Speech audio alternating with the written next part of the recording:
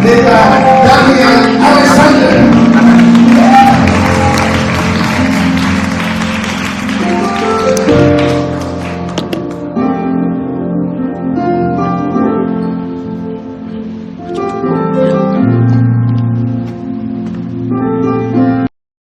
Dan juga terima kasih untuk semua pelayan Tuhan, Pak David menjadi promotor saya di sini.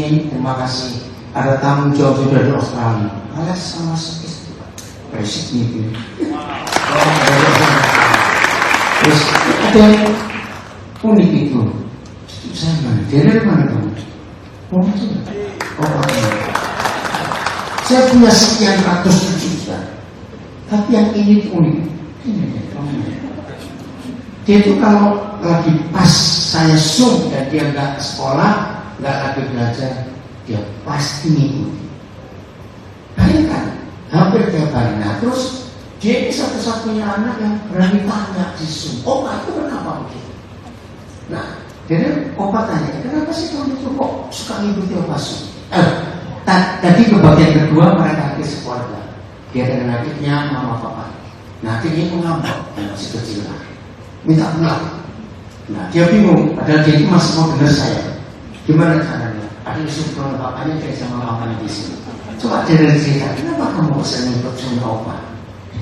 Karena dari kalau mama bilang Opa hari ini ada Zoom, dari langsung mau ikut. Tapi kalau dia lagi sakit kadang-kadang kalau terlambat juga nggak ikut sih. Kenapa kok sering ikut? Kan itu banyak untuk orang dewasa. Kok kamu suka kenapa? Karena ada opanya. Hati, person, bukan benda. Di dunia ini tidak ada buku lain kecuali Alkitab yang memberitahu kasih itu siapa? Yes. Bukan apa. Kita buka 1 Yohanes 4 ayat 8. Ternyata kasih itu pribadi. Yeah. Bukan sebuah perasaan, bukan sebuah tindakan, tapi ini pribadi. Ayo multimedia 1 Yohanes 4 ayat 8. Siapa kasih itu? Barang siapa tidak mengasihi, ia tidak mengenal kasih itu, tidak mengenal Tuhan. Sebab Tuhan adalah kasih. Apa bedanya benda dengan pribadi? Bedanya begini. Gula itu manis, betul atau tidak? Betul. Tapi tidak semua yang manis itu gula. Ya. Setuju? Setuju. Garam itu asin, tapi tidak semua yang asin itu garam. Es itu dingin, tetapi tidak semua yang dingin itu es. Belum tiga, saya tanya jawab itu. Jawab saja. Jadi kasih itu bukan sifatnya Tuhan.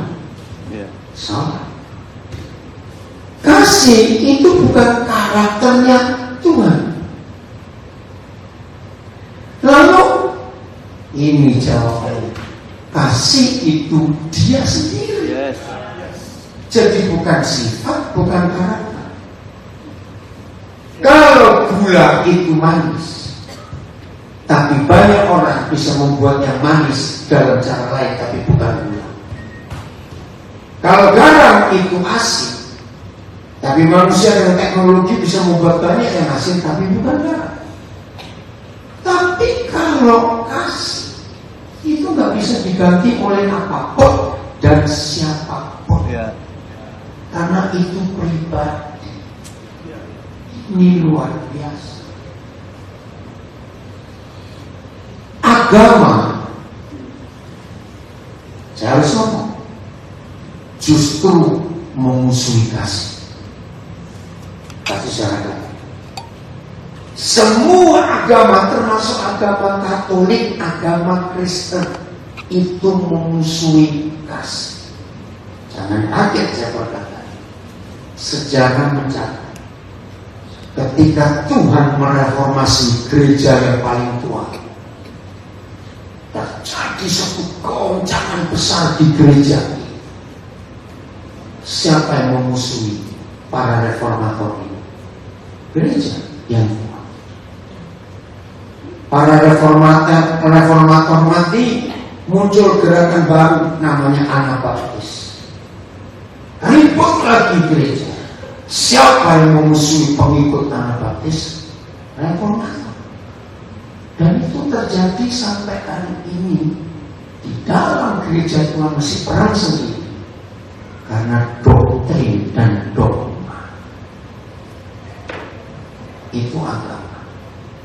Begitu pula agama-agama yang lain. Maka itu dunia tidak akan mengenal Tuhan di dalam agama apapun. Buktinya, kalau ada orang baru percaya Tuhan Yesus, lalu timbul pertanyaan, kalau begitu saya gabung ke gereja mana? Pertanyaan itu membuktikan kasih tidak ada di dalam kekristenan, karena masih di kotak-kotak. Berarti yang ini yang luar biasa. Maka itu Tuhan ingin kasih itu nyata di dunia, bukan lewat peraturan agama apapun. Izinkan saya bicara. Perang dunia pertama bisa berhenti, perang dunia kedua bisa berhenti, perang Teluk bisa berhenti, perang Afghanistan, perang Korea bisa berhenti, perang Tiongkok bisa berhenti. Satu-satunya perang yang gak bisa berhenti sampai hari ini itu perang agama, dan berlanjut sampai hari. Jadi kalau ada orang ingin kenal kasih, jangan dibawa ke gereja manapun, bawa ke rumahmu. Ada kasih nggak di rumah? Katakan amin. Maka itu anak-anak yang kita lahirkan tidak perlu tahu agama apa saja. Tunjukkan Tuhan yang adalah kasih lewat hidup Papa Mama. Setuju kalimat ini? Ini kasih. Yohanes 17 ayat 21. Terima kasih Papa, hari ini kau berikan kami tema yang luar biasa, Bapak. Supaya mereka semua menjadi satu. Siapa yang dimaksud mereka di sini oleh doa Tuhan Yesus? Gereja, murid-murid. Tuhan Yesus gak pernah minta bangunkan aku gedung gereja yang megah. Tidak. Tuhan Yesus tidak pernah minta buatkan pelayanan selama minggu yang bagus. Tidak. Tuhan Yesus tidak pernah minta buatkan sekolah teologi yang hebat supaya pengkhotbah hebat maju. Tidak. Dia cuma satu minta, supaya kita menjadi satu, sama seperti dirinya dengan Bapa. Segala sesuatu bisa menjadi satu kalau ada kasih. Yes. Tanpa kasih nggak ada kesatuan. Ya. Coba, supaya mereka semua menjadi satu, sama seperti engkau ya Bapa di dalam aku dan aku di dalam engkau.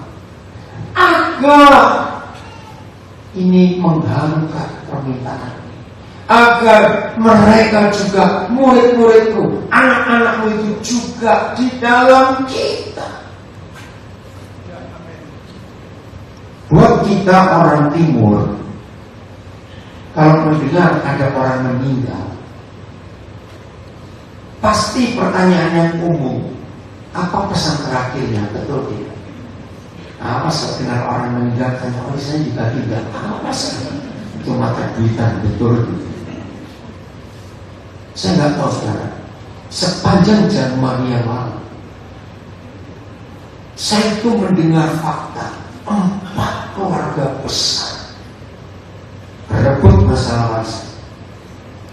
Dari 4 keluarga besar, 2 itu orang tuanya masih hidup. Maka itu bagaimanapun juga enak hidupnya orang pas-pasan. enggak amin. Amin. Orang kaya itu matinya susah. Karena mikirin duitnya bisa banyak pakai nanti. Lu serius? Aduh, ini mengerikan sekali. Nah, terus salah satu anak saya ketika mereka tahu saya lagi cerita soal warisan, tapi itu papa mesti nonton film Knives Out, kalau nggak salah saya. Pisau. Nah, tentang apa? Tentang warisan. Ada orang tua kaya raya, tapi anak cucu menantu nggak sayang. Yang sayang itu perawatnya, masih muda. Nah, setelah meninggal, ya seorang kaya berwarisan. Ribut besar. Sebab orang tua kaya ini membuat wasiat untuk perawat ini. Karena nggak disayang. Wah ribut. Ya saya belum nonton, cuma dapat cerita anak saya ini. Karena warisan ini. Anak-anak pasti baik-baik namanya anak. Betul tidak? Jangan marah. Tapi mantu-mantu belum tentu. Jangan tersinggung ya jadi mantu. Lu serius saudara, betul tidak? Maka itu bagaimanapun jadi orang kaya itu gak enak. Ini gak amin. Lebih senang kaya semua. Oke, saya mau beritahu ini nyimpang ini. Siapa yang setuju? Jujur ya, nggak jujur awas. Siapa yang setuju? Hidup nggak punya uang itu masalah. Terus, iya atau tidak? Ya, setuju. Salah. Saya mau buktikan.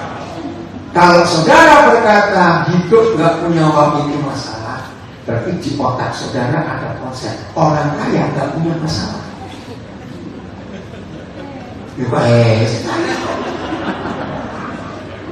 Loh, betul atau salah yang kedua ini?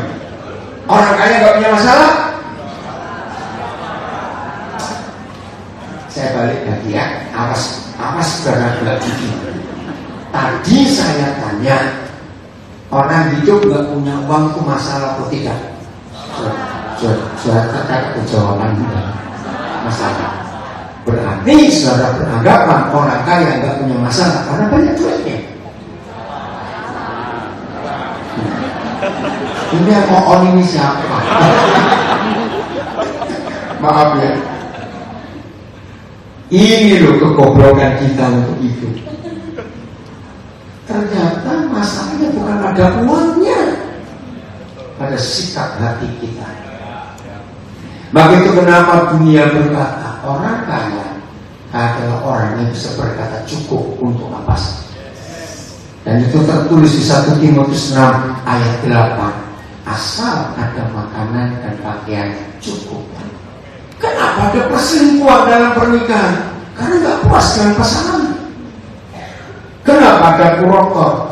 Oh terima kasih cepat saling ini dia. Baca itu. Kenapa ada kurokor? Saudara catat 100% para bajingan uang rakyat itu adalah orang yang super kaya. Aneh bukan? Super kaya masih maling. Karena nggak pernah puas. Dan betul kata pengkhotbah, orang yang banyak uang nggak akan puas dan kekayaan. Maka itu jangan sibuk dengan harta. Belajar yang berkata cukup. Awas siapa yang pantat mobilan. Tahu nggak? Ada kau mata duitan, ada mata handphonean. Nah ini sekarang pantat mobilan. Tahu artinya? Oke saya jelaskan. Ada orang yang mobilnya itu mobil. Tiap kali ada iklan mobil baru itu pantatnya gatal. Ini nyoba aku nyoba. Jujur yang pantat mobilan itu setuju? Saya ngomong ini iklan mobil baru pengen nyoba. Nggak beli, cuma duduk aja loh. Betul? Nah daripada kau capek pantat mobilan ingat, semua kita akan naik mobil terakhir, itu mobil jenazah. Lu ya kok semakin naik becak ya nanti saya tertawa ya. Ngerti prinsip ini? Maka itu bisalah berkata cukup. Arti kata cukup adalah kalau asal nggak telanjang dan nggak kelaparan. Karena saya sering ngobrol soal uang, suatu kali dia marah protes. Bapak enak saja ngomong. Saya bayangkan kalau saya tidak punya duit terus pengen makan, bagaimana caranya? Sumber mana-mana. Nah saya besok punya jawaban dari dulu. Maaf ya jangan mana. Saya punya jawaban. Jam makan yang nggak punya duit. Datang ke rumah teman baikmu. Nanti nggak maksudnya. Oh, teman baik loh. Tapi jangan tiap hari. Nah, karena teman baik, kita datang jam makan, berarti langsung lagi. Ya udah, ayo makan. Tapi kalau kita sudah datang ke rumah teman baik jam makan, ternyata nggak diajak makan, langsung banting senasi. Ya minum air saja sudah bisa. Siapa percaya orang yang rajin puasa itu lebih sehat dari orang yang sering makan? Betul? Ya. Nah kapan kita rajin puasa? Kalau sering nggak punya duit. Ya sudah. Maka itu sering nggak punya duit itu sudah seperti Tuhan Yesus. Kok nggak makan? Karena dia ingat satu hari tercatat di Alkitab dia harus bayar pajak rumah ibadah. Nah dari itu dia nggak punya uang. Dia ATM-nya di mana? Ikan. Petrus mati. Lihat. Jadi kalau saudara sekali nggak punya duit, sudah mirip Yesus. 2 lagu sebelum terakhir tadi bagus. Satu-satunya yang ku andalkan, satu-satunya yang ku percaya. Betul ya? Dia ubah satu gereja di Surabaya. Saya yakinkan saudara, jangan nyanyi lagu itu ketika saldomu banyak. Betul tidak? Lagu itu paling indah ketika tak punya duit. Satu-satu. Betul? Ya, jadi habisnya uang saudara bagi-bagi terus nyanyi. Aduh, itu lagu manis sekali. Serius. Maka itu orang yang bisa mengandalkan Tuhan 100% hanya orang yang ketika sedang tak punya duit. Lu ya atau tidak? Jangan. Kenapa Tuhan Yesus berkata di Matius 5, berbahagialah orang yang miskin di hadapan Tuhan. Tidak ada ayat berkata berbahagialah orang yang kaya. Enggak. Ya, mau kaya atau miskin? Oke, ini jawabnya yang balik sendiri. Jadi saudara, kasih yang tanpa batas itu akan nyata dalam hidup kita, bukan karena agama, tapi karena kasih itu ada di hidup kita. Maka itu anak-anak gak perlu dikenalkan agama ini agama itu. Anak-anak akan kenal kasih itu karena dia hidup papa mamanya. Amen. Maka itu kalau ada papa mama itu kayak Tom and Jerry, menderita Tuhan. Ya atau tidak? Apa itu Tom and Jerry? Tiap hari ribut kejar-kejaran terus. Anak-anak tersiksa. Lebih baik mereka nggak punya orang tua daripada punya orang tua kesetanan seperti itu. Setuju? Nah, hari ini kasih tidak dikenal karena kita berdoa. Kasih tidak dikenal karena kita baca Alkitab. Kasih tidak dikenal karena kita melayani. Kasih tidak ada di dalam kita memberi persembahan. Kasih itu adalah kasih ketika ada sesuatu yang melukai, di situ kasih itu nyata. Maka itu jangan izinkan kasih itu keluar dari hidup kita. Setuju? Biar dia tetap tinggal di dalam hidup kita, karena kasih itu luar biasa. Ayat emas yang Pak Gembala pakai 1 Yohanes 4 ayat 19 kita.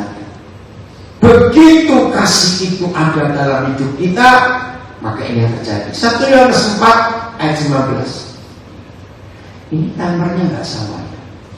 Kok cepat bener kan? Masih 45 menit, masih sudah 33. Tuhan buat rusak ini. Terus oke, nah itu ada. Oke, kita mengasihi. Stop. Saya mau kalimat. Sering nggak kita mendengar orang berkata, ih kesetanan orang itu, ih kesetanan. Sering nggak? Cepat jawab. Ya seharusnya saudara, ada yang berkata, ih dia itu ketuhanan, dia itu ketuhanan. Ini secara dengar. Saya sering ngomong itu di mana-mana orang pasti tertawa. Iya juga ya. Maka itu stop kata kesetanan. Bila baca kita ketuhanan. Nah ini bukti. Kapan kita kesetanan? Kalau kita kayak setan. Lu ya toh, maka itu kesetanan. Kapan kita ketuhanan? Kalau kita mengasihi. Dia cuma 3 orang yang lama. Amin. Ini pil aja disebut. Enak saja ketemu. Apa sih? Jadi kapan kita ketuhanan? Wih, Jero, ya cucu saya jawab. Ini bakal tangan 9 tahun loh. Ini yang 30-40 kok miring ini gimana? Kan sama 9 tahun itu ya. Apa? Kenapa Dede? Oh 10. Nah, kurang dikit kan berikutnya. Maaf kok kalau. Oke ya. Jadi kapan kita ketuhanan? Kalau kita mengasihi, karena kasih itu kan Tuhan sendiri. Nah dunia memerlukan orang-orang yang ketuhanan, bukan yang kesetanan. Kalau kesetanan terlalu banyak, betul? Yang ketuhanan ini yang kurang. Ayo mulai dengan kita. Kita ketuhanan. Boleh saya ganti itu? Karena baca, bukan. Karena kasih lebih dulu mengasihi kita. Amin. Kan begitu prinsip yang luar biasa. Apa itu arti kata mengampuni? Mengampuni itu bukan sebuah tindakan ini kata-kata itu, tidak. Begini konsep Tuhan yang adalah kasih mengampuni kita. Masih ingat Tuhan Yesus memberi perumpamaan pengampunan di Matius 18, catat aja ayatnya, mulai 21 sampai 35. Itu firman tentang pengampunan yang luar biasa. Saya beri angka rupiah. Ada seorang yang punya hutang 10 miliar. Entah dipakai untuk apa. Kerja sebulan gaji 3 juta. Kapan lunas? Ngerti ya? Dan menurut Matius 18 itu, kalau rumahnya dijual, istri dijual, anak-anak dijual, semua yang punya dijual, tetap gak lunas.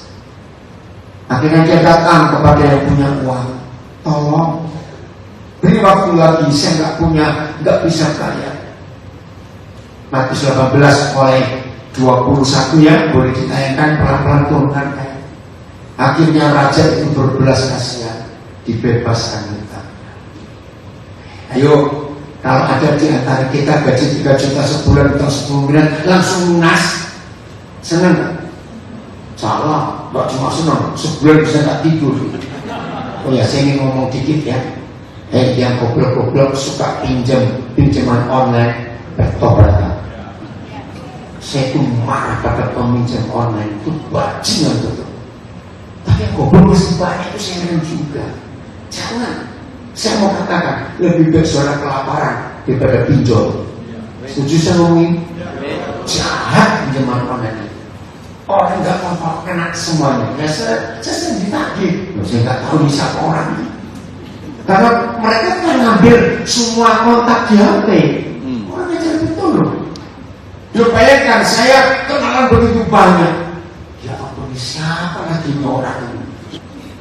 Jangan stop yang pinjam online. Lebih mati kamu. Setuju saya ngomongin? daripada kamu makan uang enak orang lain terganggu. Stop. Siapa saja, apalagi kalau sampai ada orang Kristen, apa istilahnya, yang punya perusahaan itu, saya kutuki kamu dalam nama Yesus. Matilah dengan duitmu.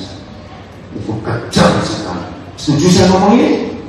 Hati-hati dengan pinjaman orang. Stop. Mau pinjam ke bank aja langsung, itu resmi oleh pemerintah. Nah, ketika yang punya utang 10 miliar, gaji 3 juta, baru keluar dari rumah orang itu, ketemu temennya yang cuma utang 1 juta. Tuhan Yesus berkata, terus ayatnya jangan terus supaya dibaca. Tuhan Yesus berkata, ternyata kita mencekik teman kita yang punya pinjaman 1 juta, lalu kita pukul dia. Coba ayat berapa itu? Terus 20 berapa? Ya ini dia. Ya 28 ya. 28, coba kayak 28. Tetapi ketika saya berkata karena ini bicara kita, keluar dari rumah raja itu, kita bertemu dengan seorang hamba lain yang berutang 1 juta kepada kita. Kita menangkap dan mencekik kawan kita itu. Katanya, bayar utangmu. Berapa utang kita tadi? 10 miliar. Teman kita utang berapa? 1 juta. Maka sujudlah kawannya itu dan memohon kepadanya, sabarlah dahulu, hutangmu itu akan kulunaskan. Terus 30. Tetapi kok iya saya? Oh iya lah, enggak pernah ngakui kok kita sering berjauh juga ada orang lain. Tetapi saya menolak dan menyerahkan kawan saya itu ke dalam penjara sampai dilunaskan hutangnya. Berapa? Tadi itu berapa? 1 juta. Utang kita berapa? 10 miliar. 31. Melihat itu, kawan-kawan kita yang lain sangat sedih, lalu menyampaikan segala yang terjadi kepada Tuhan kita, dan kita sama-sama hamba. 32. Raja itu menyuruh memanggil siapa? Awas benar, saya lupa lagi. Manggil saya dan berkata kepada saya, hai hamba yang jahat, 10 miliar utangmu telah kuhapuskan karena kau memohonkannya kepadaku. Terus, bukankah kita pun, engkau ya, ini karena Raja berkata, harus bagaimana? Mengasihi kawan kita seperti dia, Yesus Tuhan telah mengasihi kita. Stop. Oke. Maka marah tuannya itu dan menyerahkan kita kepada Al-Gojo. Lebih satu atau lebih dari satu ya, untuk menggambarkan supaya tahu Al-Gojo itu apa. Begini saya tanya, apa bedanya Al-Gojo dan tukang pijat? Terus saya tanya, beda nggak? Ya sudah. Mau ambil ini? Maka marahlah tuannya itu dan menyerahkan kita yang tidak mau mengampuni tadi kepada Al-Gojo sampai baca sampai berapa? 10 miliar. Sudah harus lunas 10 miliar. Bonyok lah. Kan bonyok ini. Sekarang Al-Gojo. Betul? Banyak. Lihat ayat 35. Ada kalimatnya. Maka baca, Bapakku yang di surga akan berbuat demikian juga terhadap kita apabila kita masing-masing tidak mengampuni saudara kita dengan segenap hati. Ngeri. Tidak cukup hanya mengampuni. Jadi kasih tanpa batas itu pribadi yang tinggal dan hidup di dalam kita. Maka kalau hidup saudara dan saya dipenuhi oleh kasih yang tanpa batas itu, maka hidup kita pun akan berkelakuan seperti yang tinggal di dalam kita. Saya ulangi kalimat tadi. Kenapa ada orang kesetanan? Ya karena setan hidup di dalam orang itu. Kenapa kita bisa ketuhanan? Karena Tuhan itu hidup di dalam kita, kasih itu. Dan itu akan nyata lewat tindakan kita sehari-hari. Ini cuma kesaksian, saudara. Kemarin pagi saya harus urusan ke kantor Koredo singkat M3 ya. Nah, anak saya nunjukin ada di Mall Ambassador. Saya ke sana. Nah, begitu saya keluar, diikuti oleh security dan oleh salah satu petugas karena saya bicara enak sekali. Loh, saya lihat ada tukang ojek yang pakai jaket hijau itu sudah bawa makanan, tapi jalannya pincang. Terus saya berhenti, Pak, kenapa? Keram. Aku mau Ambassador yang original di paling ujung tuh, Pak. Coba tunggu sebentar. Wih, saya ini cari toko. Saya nggak kenal Mall Ambassador. Saya mau cari entah seperti apa ya, Indomaret atau Guardian atau sejauh pakai toko obat. Ini satpam, security ya, dan pegawai itu heran. Tunggu, dia kesakitan betul-betul. Akhirnya security bilang coba duduk dulu. Saya lari ke dalam mall, puji Tuhan. Ternyata begitu masuk pintu utama sebelah kiri, dan lupa saya ini obat yang saya lupa. Saya tanya, mana obat gosok? Saya mau cepat-cepat aja kasih. Saya keluar lagi lah, kasih dia.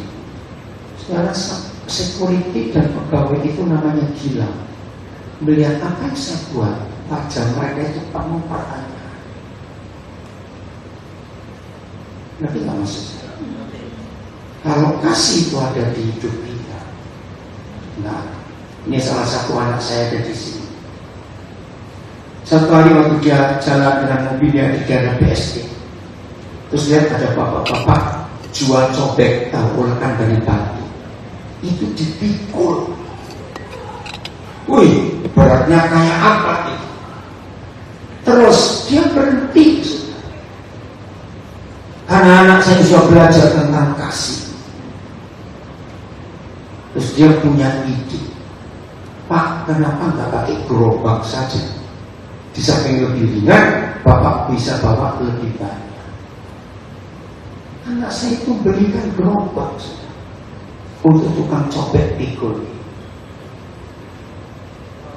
Maka itu di dalam agama nggak ada kasih.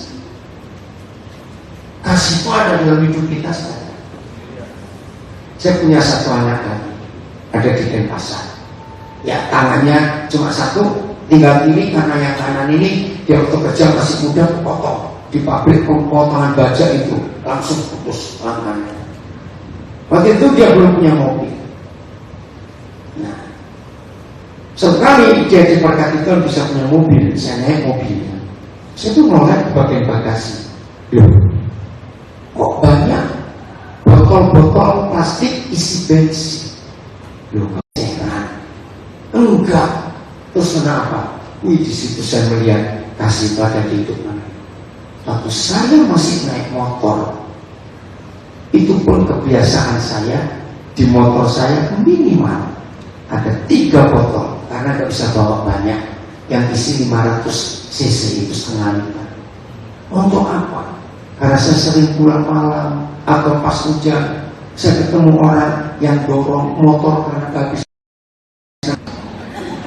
Ada 3 ayat di perjanjian baru. 1 yang bicara Tuhan Yesus, 2 Paulus, 3 kitab Wahyu. Orang Kristen tidak berzina, tidak membunuh, tapi pelit masuk neraka. Tahu rasa? Serius? Oh, kayak nggak percaya. Oh, saya nggak percaya. Lukas 16 ayat 9. Tuhan supaya mati tanpa ini. Oke, Lukas 15 ayat 9, cepetan. Ada kemudian keempat nggak? Oh ya, nggak ada keempat, nggak ada saya, nggak ada. Yud. Oh ada. Yud. Yud. Anak muda. Jam berapa? 1:15. Oh masih ada waktu. Ini aja. Dan aku berkata kepadamu, ikatlah persahabatan dengan mempergunakan mamon. Mamon itu apa? Uang yang tidak jujur. Kenapa? Yesus berkata uang itu nggak jujur karena satu-satunya benda yang sering banyak dipalsu itu uang. Maka uang itu nggak jujur. Betul ya? Supaya jika uang itu tidak dapat menolong lagi, apa kata lain, uang nggak bisa menolong lagi bagi yang punya uang. Itu artinya apa? Cepetan. Mati. Ya, orang kaya mati juga enggak? Iya. Kalau uang, kalau umur bisa dibeli kiloan, orang kaya nggak mati-mati. Orang kaya juga mati. Ketika suatu titik dokter berkata, sudah nggak ada apa. Perpanjang umur dengan cara apa saja, tetap nggak bisa. Nah, apa yang terjadi bagi orang yang punya uang dan orang ini ketuhanan selama hidup, dia suka mengikat persahabatan dengan mempergunakan uang. Seperti kemarin, saya beli obat gosok itu cuma 54.000. Ojek ini sangat berharga. Karena itu uang besar buat dia. Betul ya? Nah, jadi orang yang punya duit dan selama hidupnya selalu menjalin persahabatan, menyatakan Tuhan yang adalah kasih itu kepada siapa saja, dan suatu hari orang ini nggak bisa ditolong lagi dengan uangnya dan dia meninggal, maka diterima di ayatnya dua cari sendiri. Karena bukan waktunya khotbah ini masalahnya. Berani pelit. Kok gak jauh gitu loh? Kalau saya gak jauh berarti cuma bisa pelit itu aja Pak. Jadi mau tetap pelit? Awas. Enggak ya? Oh masuk surga semua. Tuhan Yesus ngomong. Ini luar biasa. Amin. Nah, kalau ada Tuhan yang adalah kasih tinggal di hidup kita, maka kita pasti ketuhanan. Nggak akan kesetanan lagi. Setuju ya? Amen. Jawab. Ada nggak suami istri pelit untuk pasangannya? Di sini ada? Belum saya tanya sekarang. Oke, nah ini saya mau bisa. Kok tetapnya kenceng kenapa sebelah sana? Oke ya, mengakui tentang suami istri ini luar biasa. Jadi begini, supaya kasih itu yang tanpa batas tetap ada di rumah kita, dan harus dua orang ini yang memperagakan, mempraktekkan, melakukan, mewujud nyata. Supaya anak-anak, pembantu, sopir, tetangga semuanya melihat dan rasakan kasih itu. Mengampuni itu bentuknya begitu. Kalau kita sadar, kemarin-kemarin kita pernah salah nggak? Cepat jawab sekali. Salah sering pernah. Betul? Bukan. Beda kalau pernah dengan sering. Hari ini bisa salah tidak? Besok akan salah lagi enggak? Ada manusia enggak punya salah? Ada filosofi Jawa yang bagus. Kalau ingin menikah dan cari pasangan yang tidak punya masalah, ini filosofi Jawa. Carilah pasangan yang enggak bisa tentu. Dan itu betul orang Jawa bilang. Betul? Ada nggak manusia yang bisa kentut? Boneka. Maka itu kalau saudara dan saya sadar, aku masih bisa kentut. Suatu hari yang di sebelah kita, jangan dimarahi. Setuju? Mengampuni itu begini. Oh ternyata kita dua sama ya. Amin. Maka itu kesetanan itu karena suami suka nuntut istri gak boleh salah, istri nuntut suami gak boleh salah. Padahal dirinya sendiri sering salah. Ini mengaku. Maka itu ketika yang di samping kita dibuat salah, harusnya kita tertawa, langsung peluk, kita sama kok. Tapi itu rumah tangga aman. Jadi salah besar, salah kecil gak usah diteruskan. Apalagi pakai kata, sudah 16 kali aku itu sempat kamu. Aduh, 16 kali aku itu sempat. Dan memang ternyata ada suami istri kayak wasit sepak bola. 2-1. Tunggu 2 sama. Gol 2 sama. Tunggu 3-2. Aku ini warga apa ini? Ngerti? Jadi apa itu mengampuni? Siapa mengampuni?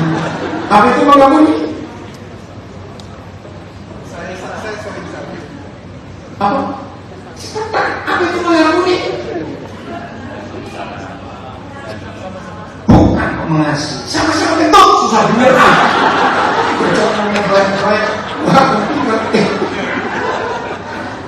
Nah, saya tanya sekarang ya, jangan kesimpulan tuh. Dengan Roh Kudus tuh belajar firman itu enak. Kok dengan doktrin teologi, mendengarnya itu sampai apa ini? Dari mengkeruk alisnya gandeng. Ada orang tebak pakai doktrin teologi. Karena teologi itu seperti psikologi, biologi, teologi yang lain. Tapi kalau pakai hikmat Roh Kudus, logika anak-anak, firman itu bakal gimana? Saya tanya, maaf. Bau kentut itu paling lama berapa? Biasanya nggak ketika kita sudah kita gampang mengampuni. Ini lapor dikasih tanpa batas. Ayo, berapa lama? Paling lama kecium. Setengah menit sampai 1 menit. Kalau sampai dia bilang, oh, saya kalau cium kentut sampai 5 menit hidungmu rusak.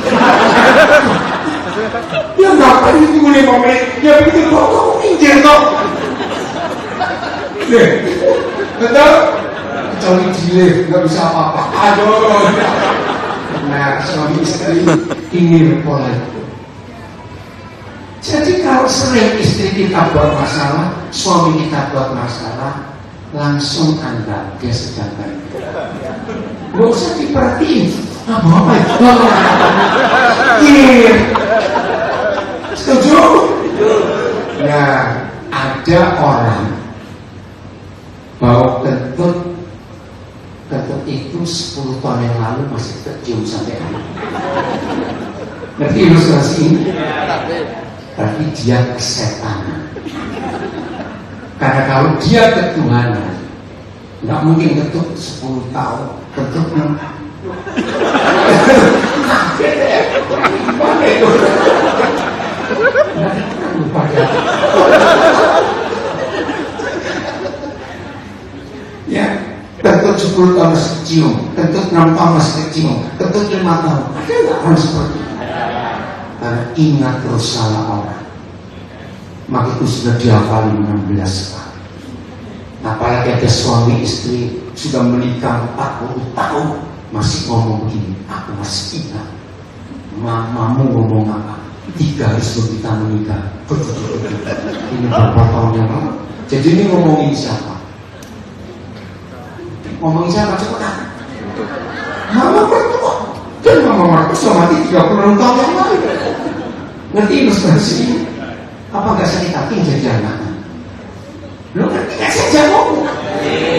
Maka itu keluarga-keluarga kesetanan bertobat mulai. Itu tertawa mau mana? Supaya kasih itu nyata. Saya beri pertanyaan. Kalau kita sadar sering salah, pernah salah, bisa salah, akan salah, lalu kita nuntut yang di samping kita nggak boleh salah. Pilihkan satu kata di antara 2 kata. Ini orang sadis atau biadab? Sama menjawab. Enggak, satu, dua adalah. Enggak benar saya ngomong. Ini satu. Wah, sakit. Teman tengok. Ayo, satu, mana? Biadab atau sadis? Nah, biadab, sadis masih lebih baik. Kira-kira di ruangan ini ada orang biadab. Ayo, jangan cuma tertawa saja, berdoa. Berarti konsep kasih tanpa batas itu mengampuni seperti Bapa di surga mengampuni tanpa batas. Enggak gitu. Mari kalau saudara baca bagian pertama Matius 18 ayat 21. Petrus itu murid yang paling kacau. Nah itu lain kali kalau anak laki-laki cucu laki-laki jangan kasih nama Petrus. Yang punya nama Petrus maafkan Papa, enggak salah. Ya, nama ini.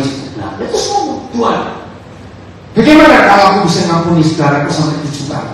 Kenapa dia tanya ini? Karena dalam doktrin agama Yahudi hanya diberi batas kalau ada saudaramu salah dan kamu bisa 3 kali mengampuni. Wih, hebat kan? Nah, dasar Petrus ingin dapat ujian dari gurunya. Dia bilang, guru, aku ngampuni 7 kali, kan menang 4 kali. Tapi Yesus jawab, enggak malah senang. Baca berikut 22. Tetap. Kemudian apa? Yesus menjawabnya. Oh, 22 betul. Yesus berkata kepada Petrus, bukan 3 kali Petrus, aku berkata kepadamu, bukan 7 kali Petrus, melainkan berapa? Sampai 70 kali 7 kali. Bukan 70 kali 7. Kalau 70 kali 7 cuma 450. Tapi ini 70 kali 70 kali 70 kali 70 kali 70 kali 70 kali 70.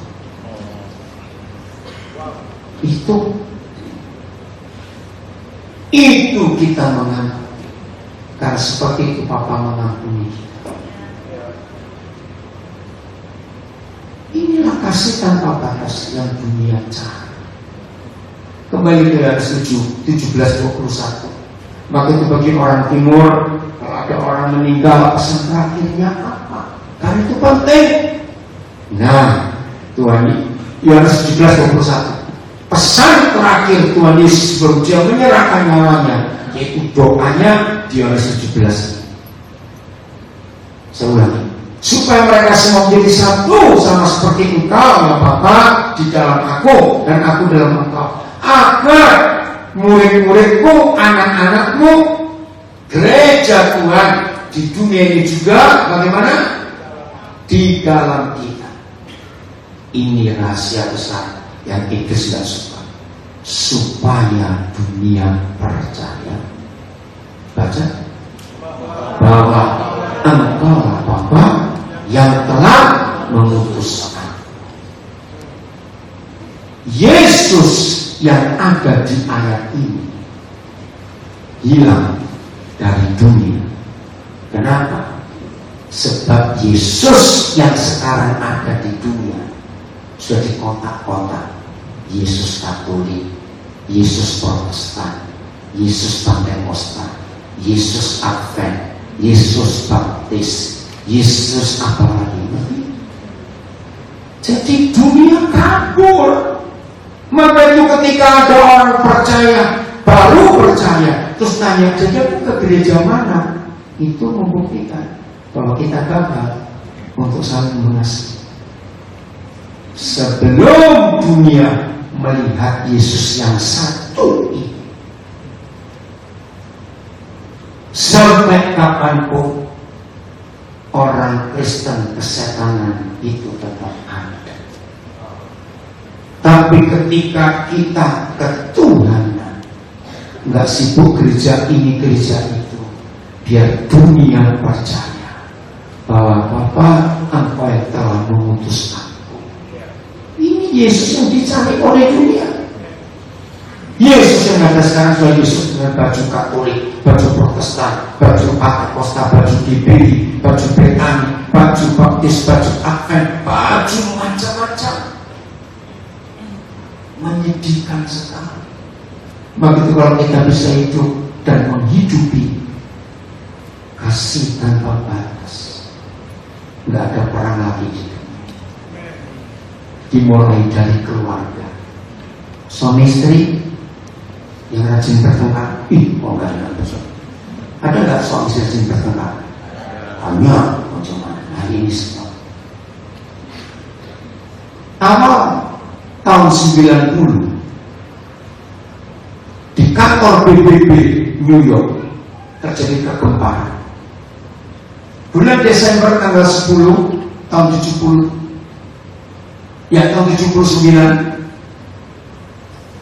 Mother Teresa dapat hadiah Nobel. Nah, itu 10 November 79. Awal Januari 80, Mother Teresa bagi orang Katolik dia sudah jadi santan, ya, yang tinggal di Kalkuta. Pidato di depan semua kepala negara dunia, masih ada di Google, saudara cari. Pidato itu pendek, karena Mother Teresa itu kalau ngomong singkat-singkat, nggak kayak saya panjang-panjang. Kalimat itu menggema ke seluruh dunia sampai hari ini. Jadi sudah berapa puluh tahun yang lalu dia berkata begini, hai para pemimpin dunia, jangan bicara perdamaian dunia di gedung ini. Kamu pulang berdamai dengan istri dan suamimu, maka dunia akan damai. Amen. Because love and peace starts from home. Kalimat itu dipakai sampai hari. Karena kasih dan damai itu dimulainya di rumah. Satu-satunya penyebab anak-anak orang Kristen, anak hamba Tuhan gak bisa respect kepada papa mamanya, yaitu tadi, karena ada kemunafikan dalam hidup papa mama. Kalau ke gereja, kalau ke acara undangan, keluar rumah, ini papa mama main sinetron, sok mesra, gandengan. Tapi kalau di rumah, kasar kata-katanya. Sekarang hari ini betul. Maka anak-anak seperti itu ngomongin apa saja tentang Tuhan, anak-anak kamu dengar, terus kelakuan kita yang tak terima dalam hidup. Ingat Tuhan. Jadi papa mama kalau ingin dihormati anak-anak, biarlah semua kita itu ke Tuhan. Tadi ada apa? Kasih dalam hidup. Dari rumah ada surga. Anak-anak keluar rumah membawa surga. Dan surga itu isinya damai dan kasih. Amen. Anak-anak membawa damai dan kasih keluar, berteman dengan teman-temannya, maka komunitas ada damai dan kasih. Iya. Ayo, suara siapa ini? Jangan ngomong. Oh, siapa ini? Saya dengar di mana ya? Ada suara. Nah, saudara mau melakukan ini? Ya. Betul. Coba saya suami istri lihat pasangannya senyum. Tuh, harus senyum. Ya. Apa betul? Buang ayat terakhir. Seperti ini Tuhan mengampuni. 2 Korintus 5 ayat 19. Nah, ini ada suruh berhenti suami ini. Oh bukan. Siapa? Enggak. Iya. Terus kenapa sesuatu yang begini? Saya mau tahu yang tertawa ini cerita yang sebenarnya. Oh, coba. Ini ya. Sebab Tuhan mendamaikan siapa? Termasuk kita dengan dirinya oleh perantaraan Kristus. Dengan ini, dengan tidak memperhitungkan pelanggaran kita. Gak main-main. Maka itu Matius 18:35 tadi itu Yesus berkata, demikian juga Bapakku akan buat yang sama kepada kamu, kalau kamu tidak mengampuni saudaramu dengan segenap hati. Apa itu mengampuni dengan segenap hati? Mengampuni tanpa hitung-hitungan yang benar. Mulai hari ini nol sudah. Oh, saya punya utang 3 detik, berarti dibayar.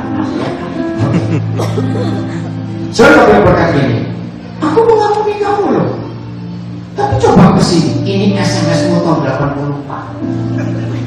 Gimana SMS 84? Aku mengampuni kamu, tapi ini kwitansimu. Ada orang seperti itu? Katanya ada enggak? Nah, itu kesalahan kita aja sudah. Kalau ketua kan, kita ngampuni seperti papa mengampuni. Oh, aku sudah lupa kok yang dulu, sudah lupa. Hebatnya kalau dunia ada seperti itu. Apa yang terjadi setelah saudara dan saya bisa mengampuni seperti Tuhan mengampuni? Belum selesai, kalimat terakhir 2 Korintus 5 ayat 15. Ini tugas kita. Saudara, sebab Tuhan telah mendamaikan dunia dengan dirinya oleh Kristus dengan tidak memperhitungkan pelanggaran kita. Setelah itu Tuhan yang adalah Raja Damai telah apa? Mempercayakan berita pendamaian itu kepada kita. Jadi saudara dan saya tak bisa menjadi pendamai kalau kita belum berdamai dengan siapa saja. Ini kasih tanpa batas. Pulang dari ibadah ini termasuk yang di rumah, bongkar lemarimu, masih ada koleksi musuh berapa orang? Ada orang punya koleksi musuh? Ada enggak? Ada, awas. Selesai hari ini ada damai. Amen. Mau ketuhanan semua, bukan kesatanan lagi. Yes. Tuhan memberkati kita semuanya. Haleluya.